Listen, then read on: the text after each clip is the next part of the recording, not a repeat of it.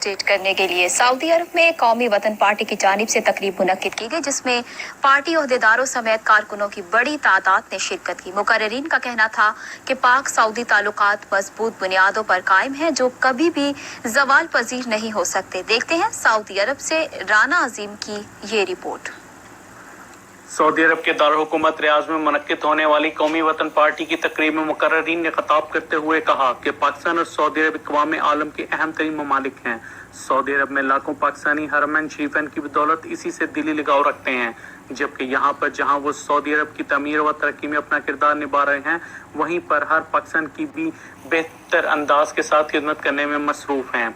कौमी वतन party Saudi अरब के मरकजी सदर इकबाल वदूद अब्दुल अजीज का शुक्रगुजार है, जिन्होंने इस वबाई हालात में हमारे लिए तिब्बी सहूलियात का जो मेन इशू था, इन्होंने ऐलान किया कि हर एक बंदा यहाँ पे तिब्बी सहूलत बगैर किसी पैसे अदा की मुफ्त हासिल कर सकता है। हुकूमत पर भारी जिम्मेदारी आयद होती है कि जो भी बैरून मुल्क पाकिस्तानी बेरोजगार हुए हैं, इनको पाकिस्तान में बेहतर मुलाजमत और सहूलियत फराम की जाए।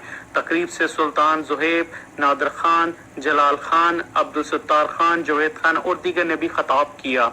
आखिर में पख्तून कम्युनिटी की जानिब से समाजी व फलाही खिदमत सर अंजाम देने वालों को आज़ादी शील्ड से भी नवाजा गया। कैमरामैन अजमल के साथ राना अजीम, सऊदी अरेबिया, TV टुडे।